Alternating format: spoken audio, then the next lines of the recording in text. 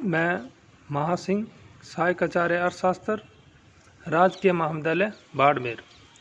तो हम आज के इस वीडियो में चर्चा करेंगे मुद्रा परिमाण सिद्धांत की, जिसको अपने क्वांटिटी थ्योरी ऑफ मनी भी कहते हैं। मुद्रा परिमाण सिद्धांत मुद्रा मूल्य निर्धारण का बहुत महत्वपूर्ण सिद्धांत है। यह तो निश्चित रूप से कहना कठिन है कि सर्वप्रथम इस सिद्धांत को किसने प्रतिपादित किया, पर सामान्य यह धारणा है कि इटली के अर्थशास्त्र दीवान जेठी ने यह सर्वप्रथम प्रस्तुत किया, जबकि विशुद्ध रूप से इस सिद्धांत को प्रतिपादित करने का श्रेय डेविड हुम को जाता है। डेविड हुम के अनुसार मुद्रा परिमाण सिद्धांत क्या है? उनके अनुसार कीमत स्तर को मुद्रा की मात्रा का प्रतिफल कहा जाता है, अर्थात जो कीमत है उसमें जो परिवर्तन आते हैं वो मुद्रा की मात्रा के द्वारा आते हैं।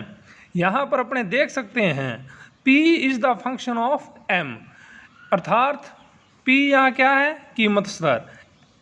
F यहाँ है फलन, जिसको इंग्लिश में फंक्शन बोलते हैं, और M यहाँ मुद्रा की मात्रा है। तो जैसे ही मुद्रा की मात्रा में परिवर्तन होगा उसी अनुपात में कीमत में परिवर्तन होगा। अगर मुद्रा की मात्रा बढ़ती है तो कीमत भी बढ़ती है, और अगर मुद्रा की मात्रा कम होती है तो कीमत भी कम होती है। सामान्य सी बात है, जब मुद्रा की मात्रा बढ़ेगी तो बाजार में पैसा ज़्यादा आएगा। जब पैसा ज़्यादा लोगों के हाथ में आएगा तो वस्तुओं और सेवाओं की वो ज़्यादा मांग करेंगे, पर वस्तुओं और सेवाओं का उत्पादन एक समय तुरंत नहीं बढ़ता, तो सीधी सी बात है कीमतें ही बढ़ती हैं। अब बात करते हैं मुद्रा परिमाण सिद्धांत की प्रतिष्ठित व्याख्या। डेविड हुम द्वारा प्रतिपादित मुद्रा परिमाण सिद्धांत को प्रतिष्ठित लेखकों रॉबर्टसन, टॉजिंग, शेयर्स, मील तथा विक्सेल आदि के कारण बहुत प्रसिद्धि प्राप्त हुई। इन लेखकों ने मुद्रा सिद्धांत का विकास मुद्रा के मूल्य के संबंध में किया था। मुद्रा का मूल्य क्या है? मुद्रा का मूल्य से तात्पर्य है मुद्रा की क्रय शक्ति से, अर्थात एक इकाई मुद्रा से कितनी वस्तुओं और सेवाओं का क्रय किया जा सकता है।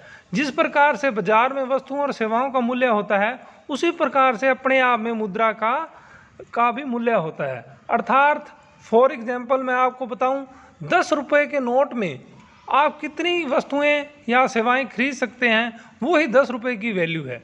वो ही 10 रुपये की नोट की वैल्यू है, वो अपने मुद्रा के मूल्य को दर्शाती है। प्रतिष्ठित अर्थशास्त्रियों के अनुसार मुद्रा का मूल्य मुद्रा की पूर्ति पर निर्भर करता है। प्रतिष्ठित अर्थशास्त्री पूर्ण रोजगार की स्थिति को लेकर चलते हैं, यहाँ पर वस्तुओं और सेवाओं का उत्पादन स्थिर रहता है। प्रतिष्ठित अर्थशास्त्री क्लासिकल इकोनॉमिस्ट जो अपना सिद्धांत पेश किया है जिन्होंने, वो सप्लाई पर ज़्यादा जोर देते हैं, पूर्ति पर ज़्यादा जोर देते हैं। उनके अनुसार जो भी कीमत में परिवर्तन आता है वो सप्लाई में या पूर्ति में परिवर्तन के कारण आता है। तो वो जो कीमत स्तर में परिवर्तन है वो मुद्रा की पूर्ति से संबंधित मानते हैं।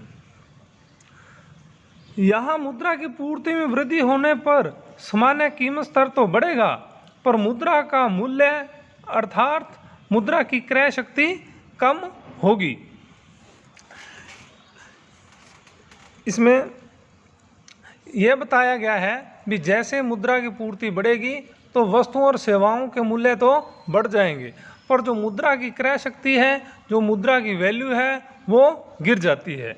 इसके विपरीत मुद्रा की पूर्ति में कमी होने पर सामान्य कीमत स्तर तो कम होगा, पर मुद्रा का मूल्य बढ़ेगा।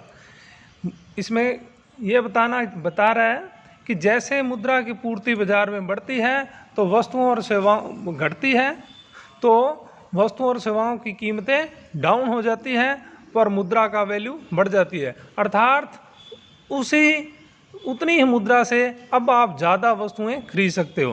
अर्थात जब वस्तुओं में बाजार में कीमतें कम हो जाती हैं तो जो 100 रुपये की वैल्यू है, जो 100 रुपये से आप वस्तुएं और सेवाएं पहले खरीदते थे, अब उसकी तुलना में आप ज़्यादा खरीद सकते हो। इस संबंध में विभिन्न अर्थशास्त्रियों ने निम्न प्रकार से विचार दिए हैं। प्रोफेसर टॉजिंग के अनुसार यदि अन्य बातें समान रहें तो मुद्रा की मात्रा दुगनी कर देने पर कीमतें पहले की अपेक्षा दुगनी और मुद्रा का मूल्य आधा रह जाएगा। इसके विपरीत अगर मुद्रा की मात्रा आधी कर दी जाए तो कीमतें पहले की अपेक्षा आधी और मुद्रा का मूल्य दुगना हो जाएगा। इसी प्रकार प्रोफेसर J.S. मील के शब्दों में अन्य बातें यदि यथावत रहें तो मुद्रा के मूल्य में इसके परिमाण के विपरीत दिशा में परिवर्तन होता है।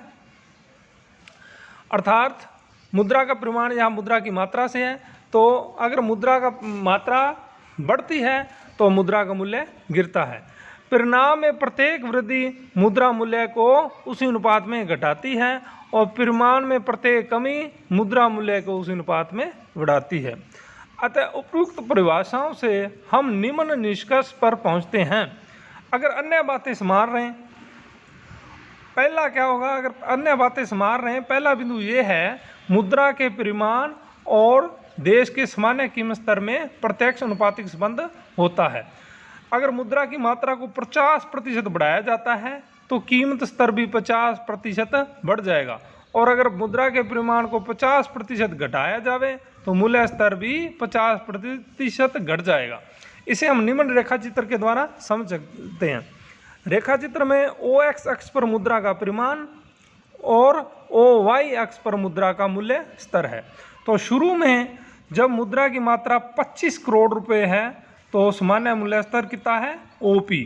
पर जैसे जैसे मुद्रा का परिमाण बढ़ता है, जैसे OP जैसे 25 करोड़ से बढ़कर 50, 75 या 100 करोड़ हो जाता है तो क्रमशः उसी अनुपात में अपना जो मूल्य स्तर है वो बढ़ के OP से OP0, OP1, OP2, OP3 और OP4 हो जाता है।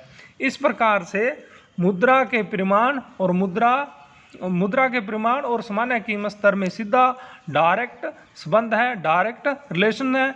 जैसे मुद्रा की मात्रा बाजार में बढ़ेगी तो सामान्य कीमत स्तर भी उसी अनुपात में बढ़ेगा। उपयुक्त रेखा चित्र में OX अक्ष पर मुद्रा की मात्रा या परिमाण व OY अक्ष पर सामान्य मूल्य स्तर को लिया गया है, ये आपको बता दिया गया है। अब है मुद्रा के परिमाण और मुद्रा मूल्य में विपरीत अनुपातिक संबंध होता है। इसमें यह है भी जैसे ही मुद्रा की मात्रा बढ़ेगी तो मुद्रा कीमत स्तर तो बढ़ता है पर मुद्रा की वैल्यू या मूल्य कम हो जाता है। इसको अगर मुद्रा के परिमाण में 50% वृद्धि कर दें तो मुद्रा का मूल्य 50% गिर जाएगा, और मुद्रा के परिमाण में 50% कमी कर दें तो उसी अनुपात में मुद्रा का मूल्य 50% बढ़ जाएगा। इसे हम रेखा चित्र के द्वारा स्पष्ट कर सकते हैं। यह है एक प्रकार से जो आप चित्र देख रहे हैं, इसमें जो वक्र है ये मांग वक्र की तरह है, जो मुद्रा की मात्रा और सामान्य मूल्य स्तर में संबंध, मुद्रा की मात्रा और मुद्रा के मूल्य में संबंध बता रहा है। इसमें OX अक्ष पर तो क्या है, मुद्रा की मात्रा को लिया गया है, क्वांटिटी ऑफ मनी को लिया गया है, और OY अक्ष पर मुद्रा का मूल्य दर्शाया गया है। जब मुद्रा की मात्रा M से बढ़कर 2M हो जाती है तो मुद्रा का मूल्य 1/P से घटकर 1/2P रह जाता है, और इसी प्रकार से अगर मुद्रा की मात्रा M से बढ़कर 4M हो जाती है तो मुद्रा का मूल्य घटकर 1/4P रह जाता है।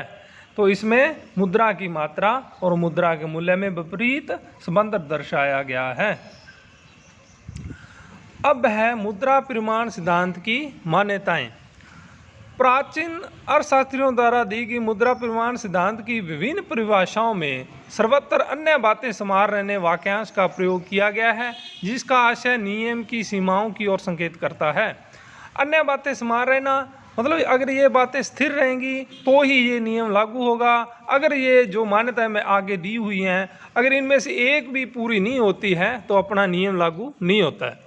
तो पहली जो मान्यता वो है, व्यापार की मात्रा स्थिर रहनी चाहिए, अर्थात मुद्रा द्वारा क्रय विक्रय की जाने वाली वस्तुओं और सेवाओं की मात्रा में कोई घटा या बढ़ा नहीं है।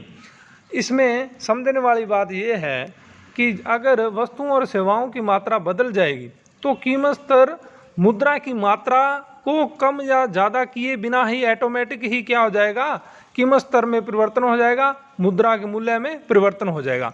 अपने सिद्धांत में अपने क्या देख रहे हैं, इसमें अपने देख रहे हैं सामान्य कीमत स्तर और मुद्रा की मात्रा के बीच में संबंध। तो अपने यही बात की है, मुद्रा की मात्रा में परिवर्तन होने पर कीमत स्तर में क्या होता है, समानुपातिक होता है, उसी दिशा में परिवर्तन होता है। और मुद्रा के मूल्य में मुद्रा की मात्रा के कारण जो परिवर्तन होता है वो विपरीत होता है। तो इसमें वस्तुओं और सेवाओं का स्थिर रहना जरूरी है। अगर वस्तुओं और सेवाओं का में परिवर्तन हो जाएगा तो अगर मुद्रा की मात्रा स्थिर रहे तो भी क्या हो जाएगा, कीमत स्तर और मुद्रा के वैल्यू में परिवर्तन हो जाएगा। तो वहाँ अपना नियम ये फेल हो जाएगा। इसलिए इस नियम को लागू होने के लिए ये मान्यता जरूरी है कि वस्तुओं और सेवाओं की मात्रा क्या होनी चाहिए, स्थिर रहनी चाहिए। अब है मुद्रा और साख मुद्रा के अनुपात में स्थिरता। ये क्या है, साख मुद्रा क्या है, सबसे पहले यहाँ आपको मैं बता दूँ। साख मुद्रा क्या होती है, जब भी कोई व्यापारिक बैंक जैसे स्टेट बैंक या पीएनबी में जाके कोई जमा पैसा करवाता है, जिसको प्रारंभिक जमा बोलते हैं, जैसे 5,000 रुपये जमा करवाए तो बैंक क्या करता है, उसका कुछ परसेंट, मान लो 10% अपने पास रखेगा। और 5,000 का 10% कितना हुआ, 500। तो 500 अपने पास रखेगा, आगे 45 रुपये आगे किसी को उधार दे देगा। वो 45 रुपये घूम के फिर वो बैंक में आएंगे, बैंक उसका फिर 10% अपने पास रखेगा, फिर वो क्या होगा, बची हुई राशि को आगे उधार दे देगा। इस प्रकार से वो 5,000 रुपये कई गुना बढ़ के हो जाते हैं। और ये क्या होता है, साखा सर्जन होता है, इसे साख सर्जन की प्रक्रिया कहते हैं। तो अपना नियम तभी लागू होगा जो मुद्रा और साख मुद्रा का जो अनुपात है वो स्थिर रहे। फिर तीसरी मान्यता है मुद्रा की चलन गति स्थिर रहे, अर्थात चलन वेग को प्रभावित करने वाले तत्व में भी यथासंभव स्थिरता रहे। अब मुद्रा का चलन वेग क्या होता है, जिसको वेलोसिटी ऑफ मनी बोलते हैं, वो ये होता है मुद्रा एक समय में एक हाथ से दूसरे हाथ में कितनी जल्दी जाती है, इसको वेलोसिटी ऑफ मनी बोलते हैं। ये भी स्थिर रहनी चाहिए। फिर क्या है, साख मुद्रा की मात्रा अपरिवर्तित रहे। साख मुद्रा के बारे में आपको बताया है ऊपर, तो साख मुद्रा की मात्रा भी क्या रहनी चाहिए, अपरिवर्तित रहनी चाहिए। अब है मुद्रा परिमाण सिद्धांत के समीकरण जो इम्पोर्टेंट है। प्राचीन अर्थशास्त्रियों द्वारा मुद्रा परिमाण सिद्धांत के समीकरण में मुद्रा की मात्रा, वस्तुओं और सेवाओं की मात्रा, कीमत स्तर के आपसी संबंध को प्रदर्शित करते हुए मुद्रा परिमाण सिद्धांत को निम्न समीकरण में प्रस्तुत किया है। यहाँ P बराबर M/T है। P यहाँ पर क्या है, सामान्य कीमत स्तर है, M देश में प्रचलित मुद्रा का परिमाण है तथा T वस्तुओं और सेवाओं की कुल मात्रा है। इसको अपने ऐसे भी लिख सकते हैं M बराबर PT, और ऐसे भी लिख सकते हैं M/T बराबर में P। इस समीकरण में दो मुख्य दोष हैं। क्या दोष हैं, मुद्रा में केवल वास्तविक प्रचलित मुद्रा के परिमाण को लिया गया है, जिसको इन्होंने किससे डिनोट किया है, M से, तथा उसके चलन वेग की उपेक्षा कर दी गई है, जिसको V बोलते हैं, वेलोसिटी ऑफ मनी, उसको इन्होंने नहीं लिया। और दूसरा दोष जो वो है, साख और साख के चलन वेग को विनिमय के माध्यम के रूप में मुद्रा परिमाण को प्रभावित करने वाला घटक है, उन्हें बुला दिया गया। साख मुद्रा को इसमें डिनोट करते हैं M' और उसकी चलन वेग को अपने दर्शाते हैं V' के द्वारा। तो अगर इसमें अपने मुद्रा के चलन वेग को ले लें तो सही समीकरण ये हो जाएगा P बराबर MV/T। धन्यवाद, आज के लिए इतना ही। बाकी जो बचा हुआ है मुद्रा परिमाण के सिद्धांत, जैसे कैम्ब्रिज का सिद्धांत, फिशर का मुद्रा परिमाण सिद्धांत, उसकी चर्चा अपने नेक्स्ट वीडियो में करेंगे। Thank you.